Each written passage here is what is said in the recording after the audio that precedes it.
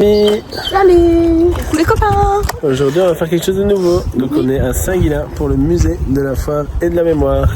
Donc on va aller voir ça, c'est les premiers dimanches gratuits. C'est une visite guidée. Je vais filmer ce que je peux et on verra bien.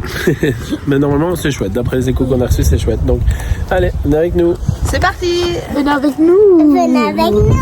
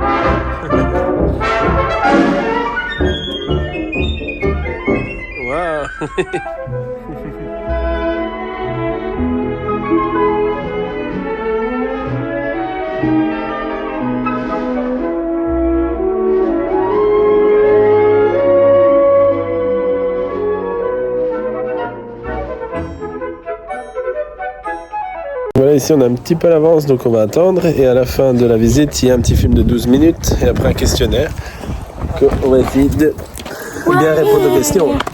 Il faudra bien écouter le monsieur. Hein. C'est le musée de la Ducasse.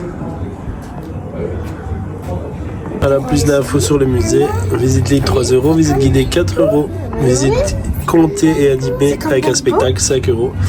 Gratuit pour les moins de 12 ans, gratuit les premiers dimanches du mois. Le numéro pour les demandes et les horaires. Hop, ici. Maman, Vous étiez inscrit pour la visite guidée? Oui. Vous téléphonez. Parfait, alors si vous êtes inscrit, je vous en prie. Et de savoir qui c'est. Alors, quand j'ai des écoles, je dis de mettre les plus petites. Ah, pas mal, sur bête.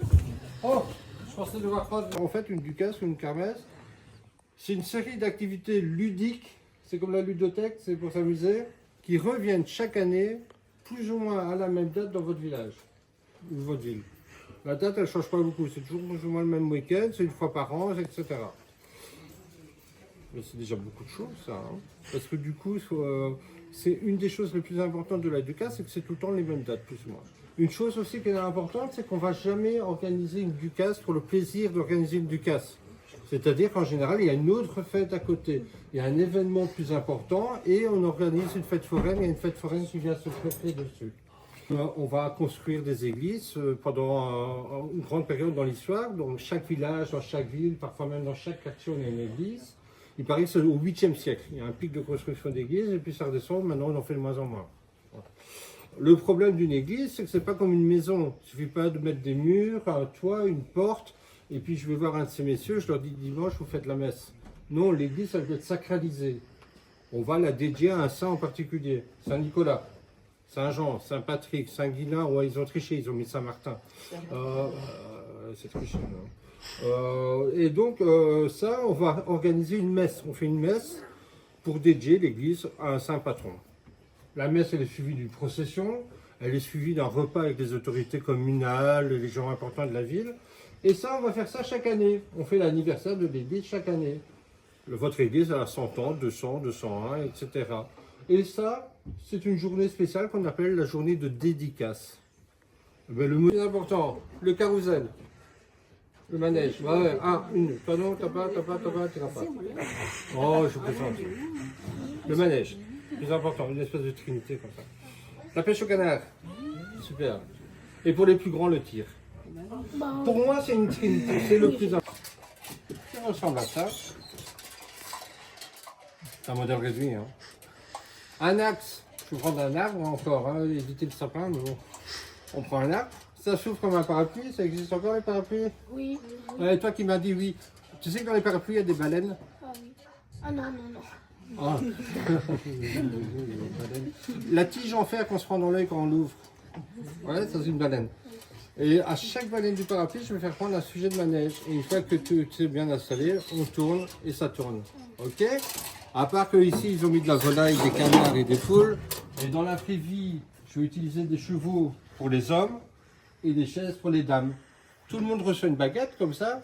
C'est la lance du chevalier, mais en version minuscule ridicule. Et avec cette baguette, on doit attraper des anneaux qui se trouvent ici à l'extérieur du carrousel. Voilà, il est là en fait. Je crois que tu regardes, je fais malin. C'est l'ancêtre du pompon pour avoir des tours gratuits, hein, voilà. Alors, dans cette histoire, c'est... je regarde parce que j'ai des coulisses qui me font des grands signes et tout. Je sais pas. Dans cette histoire, tu te souviens les chaises, c'était pour qui? Je vais écouter, c'est pas grave. Pour les dames. Ouais. Et donc, les chevaux, c'était pour qui? Les garçons. Non. Attends, vous me soufflez de mauvais trucs. 4 5, 50 pour les hommes. Et donc, dans cette histoire, j'oublie quelque chose, finalement. Parce que j'ai des hommes, j'ai des femmes, mais j'ai pas les enfants. Non, tout ça, c'était réservé aux adultes. C'était des jeux pour les adultes, tout ça. Ça va là-bas, au fond? Non, mais... pas vous. J'ai une espèce d'embouteillage à l'entrée. Bonjour. Bonjour à ceux qui sont... S'il y a des personnes qui ont des soucis de mobilité, ça ira. Vous savez, les fêtes foraines, c'était le média, le seul et unique média qui existait. Quand je dis média, c'est-à-dire le seul moyen de communication qui existait pour les petits villages et les grandes villes reculées. Parce qu'à l'époque, les enfants, et même les grandes personnes, il faut savoir qu'il n'y avait pas de gazette. Si on avait, ils ne savaient pas lire. Il n'y avait pas de télévision, il n'y avait pas de radio, il n'y avait pas d'ordinateur. Et donc, si on voulait découvrir quelque chose qui venait d'être inventé, bah, c'était pas gagné. Et donc, une des manières de faire, c'est les forains qui l'ont trouvé. Ils se sont pointés dans les villages et dans les villes avec tout ce qui était nouvelle invention. C'est comme ça que dès que l'électricité et la lumière sont apparues, eh ben, on a retrouvé partout. Je vous parlais tout à l'heure, en tout cas ceux qui étaient déjà là, des étoiles dans les yeux. Ben, c'est facile, hein, quand vous voyez cette façade d'orgue limonaire, eh bien, elle est hyper illuminée parce que ça faisait partie de l'art forain. Alors cette façade, elle a aussi une autre particularité, c'est qu'elle est décorée en ce qu'on appelle... Et on avait besoin de faire tourner un axe qui faisait tourner lui-même un carton. Un grand carton.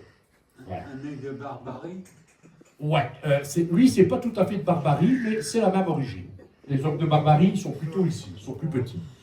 Ça, c'est un carton d'orgue mortier. C'est un orgue qui n'avait pas trop de touches, il avait à peine 50 touches. Là, on parle d'un orgue qui a plus de 120 touches. Alors, quand je dis touches, ça veut dire 120 trous, ça veut dire 120 sons différents. Et parmi tous ces sons, il y avait des flûtes, des moyennes, des petites. C'est pas le plus facile. Et des très grosses. Vous avez compris que quand on met deux coques ensemble, c'est toujours un bon. Voilà. Alors, oui, mais n'empêche que moi je soufflais dans 128 touches. En fait... C'est quoi, c'est Edison? Oui, c'est lui. Et Edison, quand il présentait, parce que c'est lui qui les présentait carrément, hein, il avait sa baraque, on payait pour rentrer, on écoutait un disque. Enfin, un disque, oui, c'est ça. Et puis on sortait. C'est comme ça que ça fonctionnait. Hein. Et ce qui est drôle aussi, c'est que même les frères Lumière, avec leur cinéma, leurs premiers films, ils ont été présentés dans les fêtes foraines. Et autant Edison que les frères Lumière, ils n'ont jamais cru que ces choses allaient devenir ce qu'elles sont devenues. C'est-à-dire que le cinéma, ben, il est toujours là, la musique, elle est toujours là, et ce sont d'autres choses qui se sont emparées. Je vous ai déjà parlé de l'animal, du côté, comment je vais dire, de dresseuse de fauves de la Goulue. Je vous parle maintenant des techniques comme le gramophone, je vous parlais du cinéma, et donc voilà un petit peu comment tout ça arrivait à proximité des gens. Alors, c'est bien beau tout ça, on avait aussi d'autres choses, hein, comme ce piano. Alors ce piano, c'est ce qu'on appelle un piano mécanique, et en fait le piano mécanique, lui, c'est pas tout à fait ni la vapeur, ni l'air qui le fait fonctionner, mais c'est quand même un système mécanique, un peu comme les gramophones. C'est-à-dire qu'on remonte une manivelle, hein, et puis, oui, c'est ça, c'est un système de mécanisme de ressort, hein, comme la montre, enfin, toute proportion gardée, parce que c'est vachement plus gros. Le rouleau que vous voyez en bas, il y en a un là aussi. Normalement, il faudrait le rentrer à fond dans la machine. On ne le fait pas, hein, nous, parce que c'est trop lourd. Hein. Donc, si nous, on dit déjà que c'est trop lourd. On le rentrait à fond, on mettait le couvercle, puis de l'autre côté, on mettait une pièce, on remontait, on lâchait, et on avait de la musique. Et pourquoi on avait de la musique? Parce qu'en dessous, il y avait des cordes, comme des cordes de piano, et que ce que vous voyez là, les petits points noirs, ce sont des petits clous. Et chaque petit clou qui touchait la corde faisait une note. Vous imaginez l'ingénierie qu'il y avait là derrière. C'est exactement cette petite boîte à musique, c'est exactement les petites boîtes à musique. De pouvoir, d'attaque. Mais en fait, barbare, ça voulait dire à une époque, quand on ne sait pas d'où ça vient et que ça vient de très loin. Alors c'est très drôle parce que, vous savez, il y a le canard, le canard de Barbarie. C'est pas non plus les barbares qui passent, c'est pas les barbares qu'on imagine dans Astérix, c'est des barbares, on ne sait pas d'où ils viennent. Alors c'est très drôle parce que cet orgue, il est apparu un peu partout en même temps, c'est-à-dire en Angleterre, en Europe, ici chez nous sur le continent, en France, Belgique, et aux États-Unis, mais avec des modèles complètement différents. Le modèle qu'on a là, c'est ce qu'on appelle un séraphin, tout simplement parce qu'ils ont donné ce prénom-là. À mon avis, l'inventeur s'appelait peut-être Séraphin, mais c'est pas clair dans l'histoire. En tout cas, il avait envie de l'appeler Séraphin. Et c'est ce qu'on appelle un orgue à 20 touches. Alors, ce qu'il a, lui, de particulier par rapport à de nombreux orgues, c'est que lui, il fonctionne avec des rouleaux en papier, mais perforés également, comme les cartons. Voilà. Alors, chaque trou, c'est une note. Il a 20 notes, donc il a 20 trous. Chaque fois que mon collègue va tourner la manivelle, il va faire rentrer de l'air par en dessous. Voilà. Et il va faire bouger le carton qui va nous donner la mélodie. Alors, ce qu'il a de particulier, lui, c'est que c'est déjà des vibratos dessus, un peu comme sur les accordéons. Pourtant, il est avant les accordéons, ça c'est clair, puisqu'il date de 1895. Pas lui, mais le modèle, il a été créé en 1895. Et quand le modèle a été créé, en fait, ils en ont fait 10 000. Et ils en ont vendu 6-7 000 à l'armée du salut, en Angleterre. Parce que c'était très pratique pour faire la quête devant les églises, devant les temples, et à la sortie des endroits publics, pour recevoir de l'argent, puisque l'armée du salut, c'était quand même d'amener des choses aux gens. Et donc voilà un petit peu l'histoire de cet orgue séraphin que nous avons au musée, et en fait qu'on appelle aussi l'orgue du chanteur de rue. Parce qu'à cette époque-là, moi, on ne va pas trop tirer dessus, mais on pourrait aussi, je me moque toujours de lui, mais il y a tellement de choses à raconter. Vous voyez, ce genre d'instrument, on le retrouvait au milieu des carousels des chevaux de bois. Dans les carousels de chevaux de bois, il était au milieu, et autour, vous aviez des box, enfin pas des box à chevaux, des box où on pouvait s'installer avec une table, des chaises, des verres pour boire ou pour manger. Et on appelait ça les carousels salons. Mais ils ne vont pas savoir valser. Allez-y alors. C'est une belle manière. C'est la Java bleue. Oh, il faut tirer. Non, je vous l'ai dit. Les aléas du direct. Alors, écoutez, non, on va recommencer parce que moi je veux bien chanter, mais si vous me sabotez mon travail, je vous donne des conseils avant et puis vous faites le malin et puis regardez. Vous avez compris la stratégie? Allez, allons-y. Je vais essayer. Essayez, sinon je le tourne moi-même et je chante moi-même. C'est la Java bleue.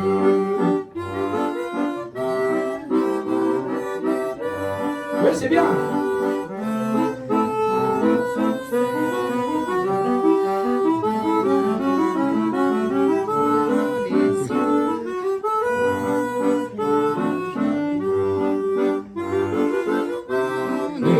Se confondent comme elle au monde, il n'y en a pas deux. C'est la Java bleue. Il est au bail musette, un air rempli de douceur qui fait tourner la tête, qui fait chavirer les cœurs. Quand on la danse à petits pas, main dans ses bras, on lui murmure dans un frisson, en écoutant chanter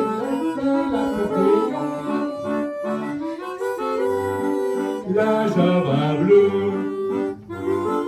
La Java la plus belle, celle qui ensorcelle quand on la danse les yeux dans les yeux au rythme joyeux. Quand les cœurs se confondent comme elle au monde, il n'y en a pas deux. Java bleu. Voilà, on va rester là parce qu'il y a plus de 20 kilos, hein, donc on est dans une autre dimension. Et là, on a affaire. Alors, j'ai pas mis le. Mais c'est pas grave. On n'a pas mis le micro dessus, mais c'est pas grave parce qu'ils sont nombreux et ça va les accommoder. Et donc, celui-ci, c'est un autre son. Je ne vais pas vous faire la chanson entière, mais je vais vous la faire un peu écouter. Comme ça, mon collègue peut se préparer pour vous parler des canards. Non, mais je vais aller chercher un petit truc. Allez chercher ce que vous voulez. Non, excusez-moi. Vous êtes en direct, hein. En fait, on coupe tout au montage. Alors.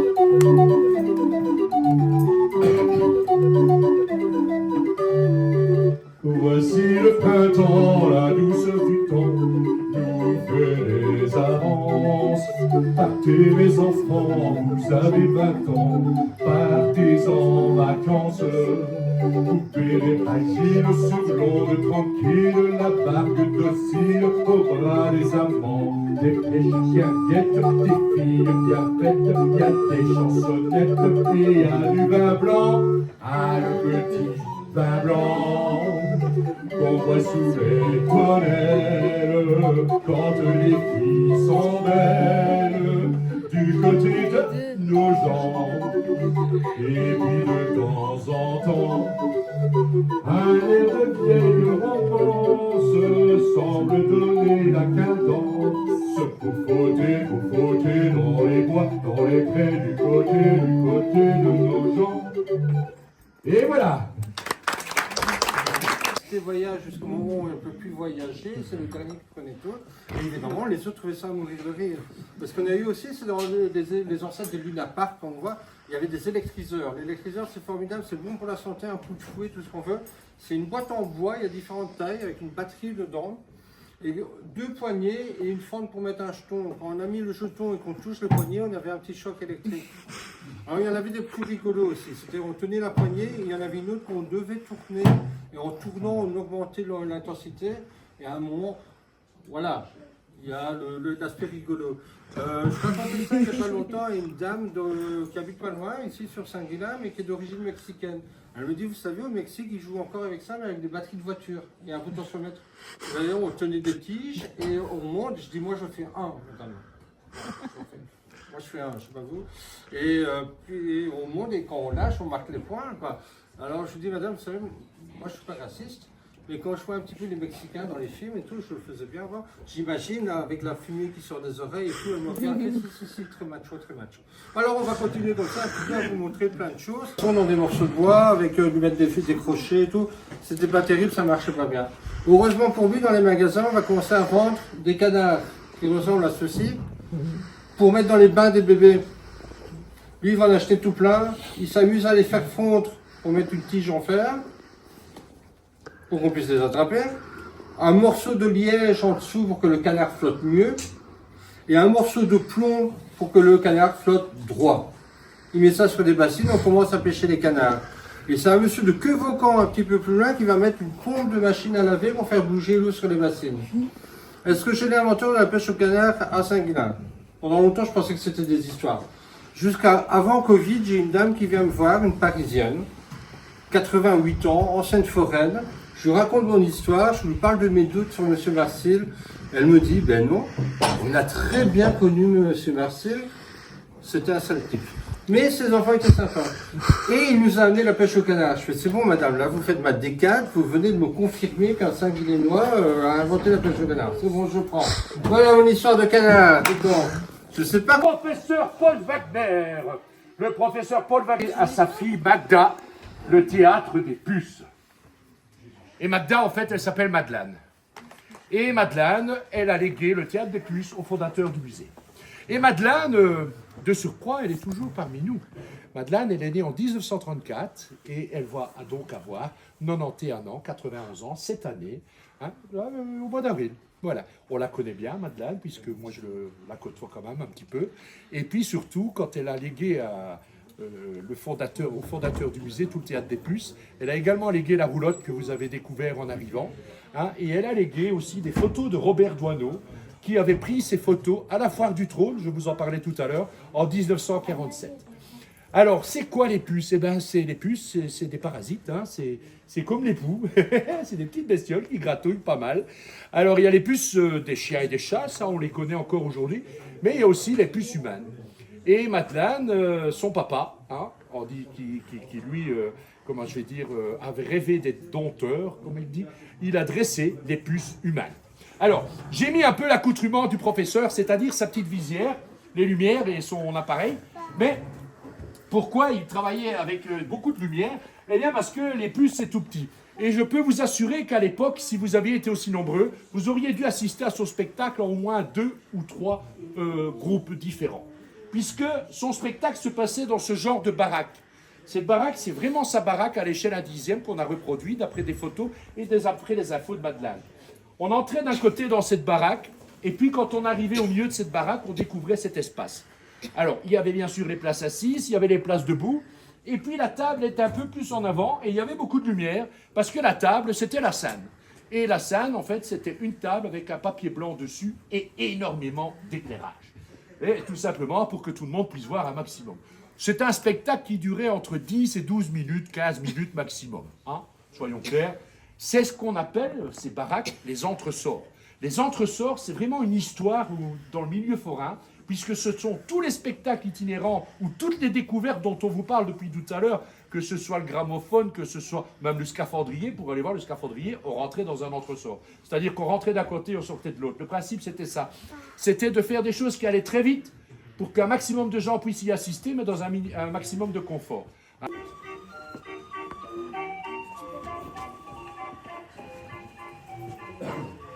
Mesdames, Mesdemoiselles, Messieurs, pour la première fois en votre ville, venez voir une curiosité unique en son genre. Venez voir le théâtre des puces. Vous verrez des puces travailler, des puces qui tirent des petites charrettes, des canons. C'est un spectacle de famille. Les militaires habillés en soldats et les enfants demi-place. Par ici l'entrée, mesdames et messieurs. Alors, Madeleine, bonjour. Bonjour. Je vais te dire Miss Magda, puisque Miss Magda, c'était plutôt ton nom de scène en tant que dompteuse dans un cirque forain. Alors, être dompteur, c'est vraiment séduisant. C'est le rêve de beaucoup d'enfants. Ah, oui. On a un bel habit, on est applaudi quand le faux exécute sa prouesse.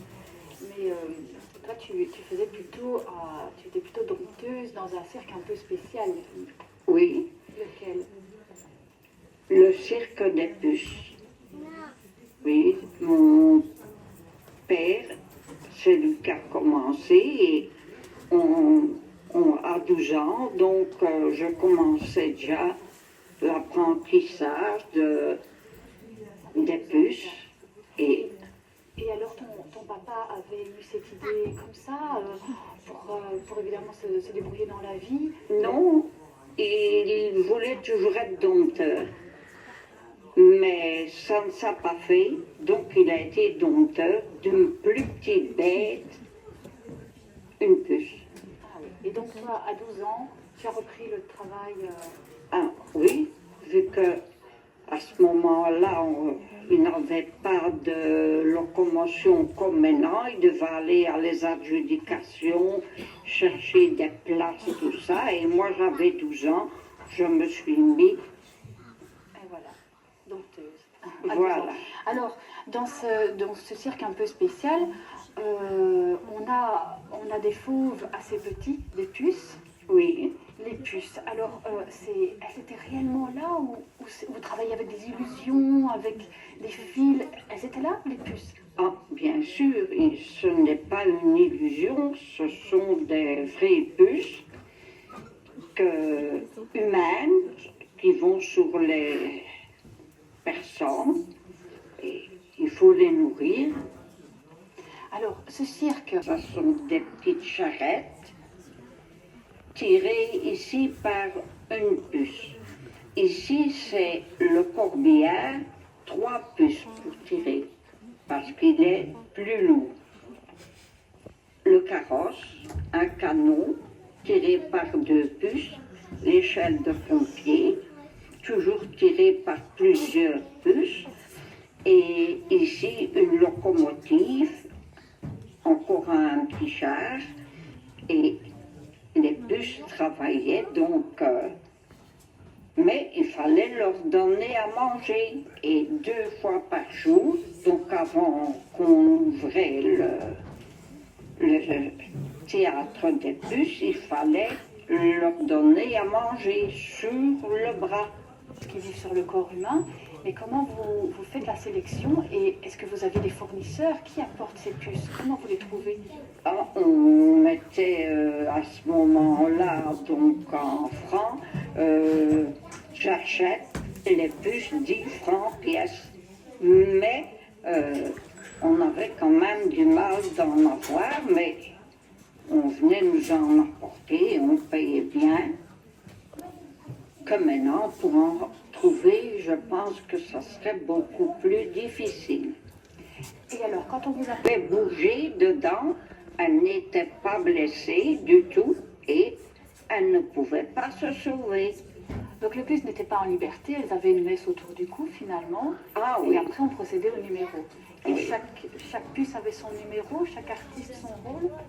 oui, ici vous avez les petites balles, donc je les mettais comme ceci. Ouh. Voilà, comme ça, et je prenais la puce attachée à son fil et je disais prenez, lancez, prenez, lancez. Mais il fallait beaucoup de patience pour qu'elle le fasse au bout d'un moment. Il y a des trucs, tu peux nous raconter quelques secrets Non, du métier? Non. non, pas de secret. Le plus grand secret, c'était déjà de les attacher. Elles étaient trop bien attachées et puis ce n'était pas ça qu'aurait fait notre réclame, je veux dire. Hein. On ne va pas au théâtre de puces pour sortir avec une puce sur soi. Donc vous vous teniez garant qu'aucun artiste Oui, ne oui, ménagerait oui, dans oui, le oui. linge du public en somme. Et donc il faut quand même être, pour être dompteur de puces, on a dit il faut leur mettre une laisse autour du cou, c'est quand même assez difficile. Pour ça je vois il y a des lunettes, ce sont des lunettes un peu spéciales. Oui, ça sont les... Mon papa, donc, en mettant plus âgé, donc, il les attachait avec ceci, hein. Voilà. Ça, pour être grossissant, mais moi, comme j'étais plus jeune, je les attachais à l'œil. On avait quelquefois des puces 2 ans, hein. Ah oui, quand elles étaient bien attachées, bien nourries, eh bien. Et alors, comment avez-vous cessé, parce que maintenant vous ne travaillez plus dans ce domaine, comment s'est arrêté ce cirque des puces? Eh bien, je me suis retrouvée seule. Mon papa est décédé en 1952. J'étais encore jeune, je n'avais pas 18 ans, mais j'ai continué seule. Mais c'était énormément de mal, parce qu'il faut toujours son attention.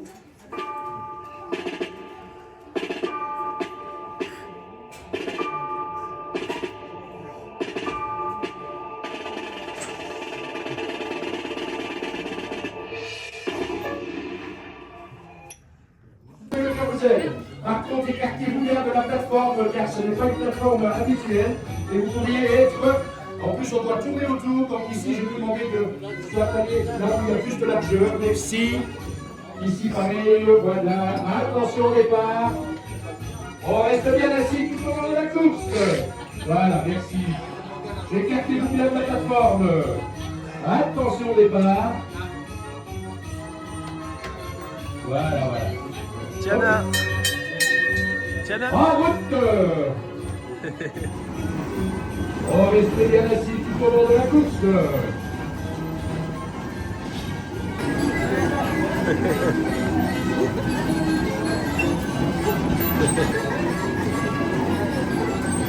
Oh, restez bien assis tout au long de la course.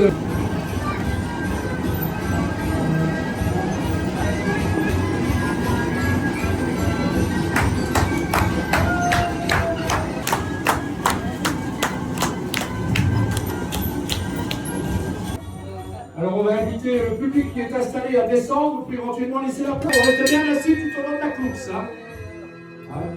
Attention, départ. On est bon, collègues, on peut y aller. En voiture.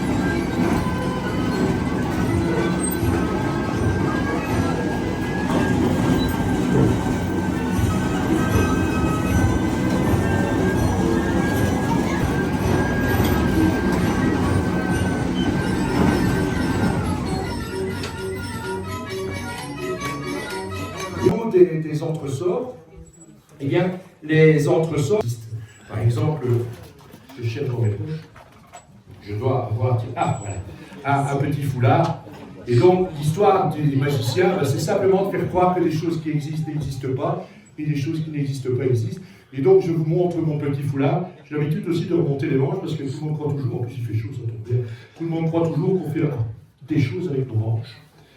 Je ne fais rien avec mes manches parce qu'elles sont trop serrées à ma main.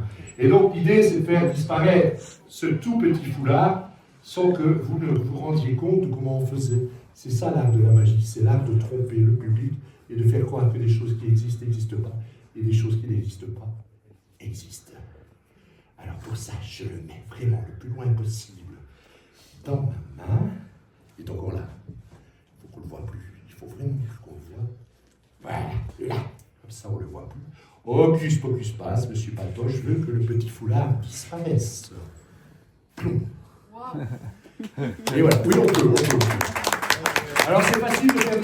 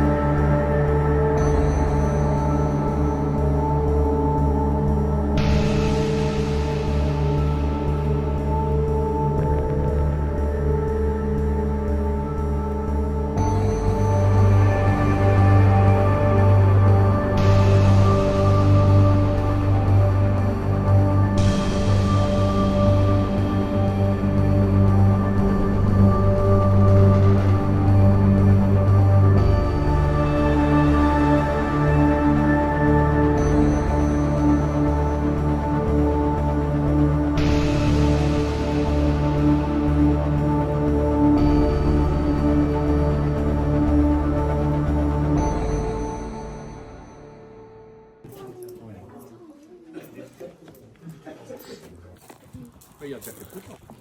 Ouais. Ah, c'était cette année? Oui. Ouais, dans le sang, là. C'était dans le sang, ça. Avec un...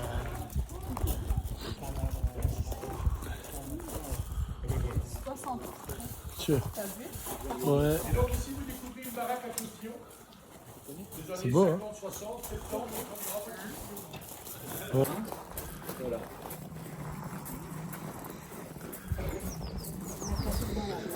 Elle n'est pas faite pour ça, elle est très dangereuse. Il y a des escaliers et des rampes.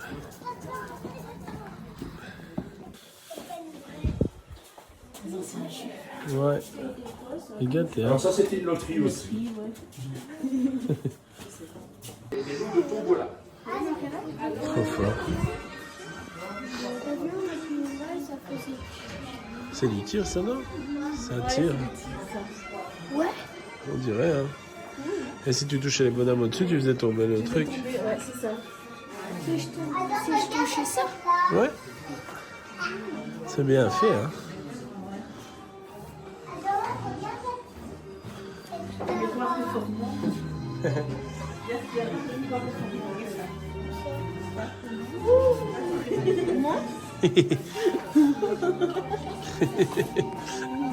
Alors vous découvrez encore ici une sorte de tir mécanique. Là, ce sont des personnages qui s'animent.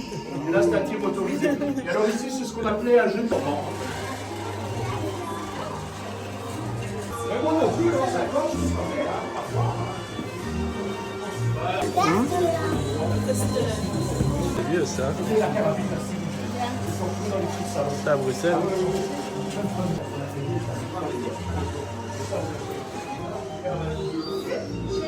Regarde là la roulotte. Ouais, ouais, carrousel. Ouais. Là, comme le bateau pirate, ben, c'est l'ancêtre, ça, du bateau pirate. Et alors ici, le champ de flore en miniature, créé pratiquement de toutes pièces par Albert Rinquet et les jeunes de l'époque, c'est-à-dire il y a 30 ans. Alors tous les pas Ça, il y étaient a faits par eux, dédicace. mais en grande majorité, ça a été le cas. Tu te souviens de ça? Ah oui. Anus ou, Et là, On avait pour fait les une gens course, qui ont là. des choses de monstres morinage, vous allez retrouver des manèges qui ont existé, puisque c'est beaucoup des reproductions de ceux-là à l'échelle 1/10, notamment la pétule Borin, ou le manège des chevaux de bois de la famille Morin, qui est à Carnot. Et tout le monde, j'ai essayé de vous donner dans les témoins. En fait, ce manège, je ne peux pas vous retrouver à la place de monstres, vous retrouvez aussi ces actions. Elle est là, future Morel. Elle est là, ouais. La page le métro a réellement existé. Voilà. Et alors, s'il vous plaît, les maquettes des enfants, mettez-vous dans vos poches parce que c'est très facile. Sofiane, viens ta maman. Ça aussi, il y avait encore, il n'y a pas longtemps, je l'ai connu. On l'a connu aussi, ça. Ouais, hein. Je l'ai fait une fois.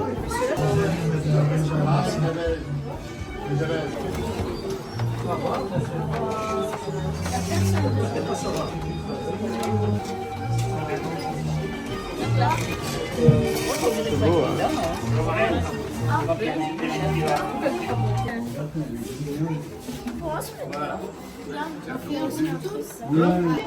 On va répondre au questionnaire maintenant. C'est la fin de la visite. Ah, Inès. En fait, plusieurs. On en fait qu'un seul pour Ah, seul pour lui, moi.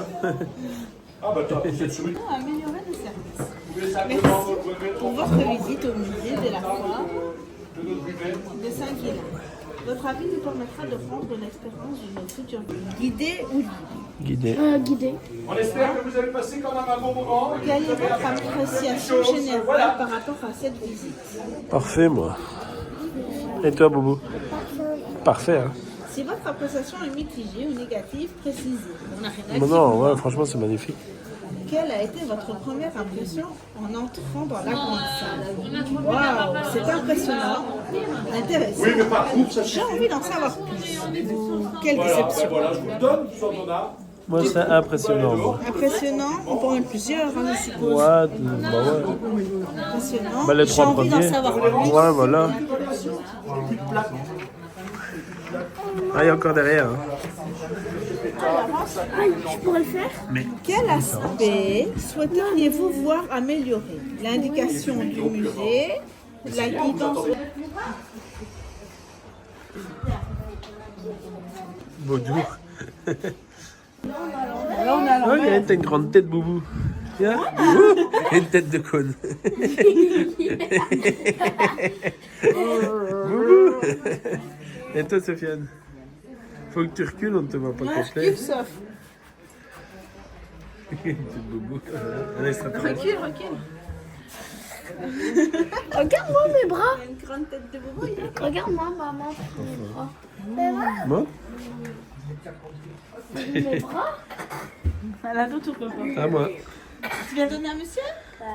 Non, c'est moi. Regarde, Sofiane.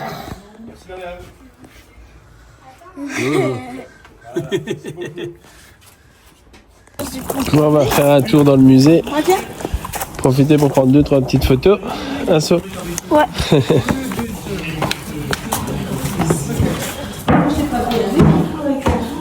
Bah ouais, bah c'est ça.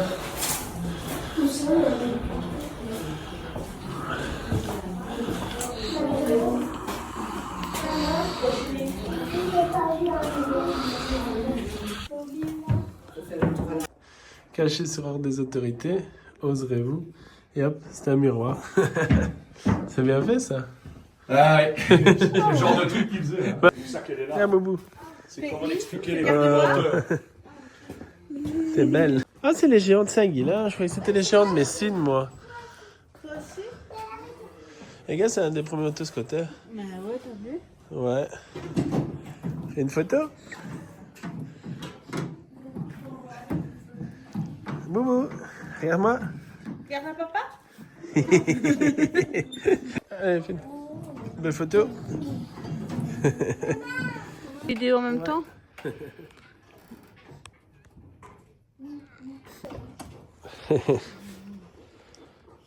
Voilà. Ah, tu me regardes? Wow. En Harley Davidson. Trop fort.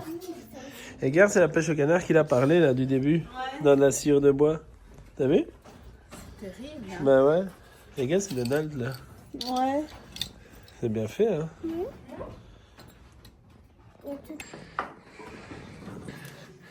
Wow, t'es belle.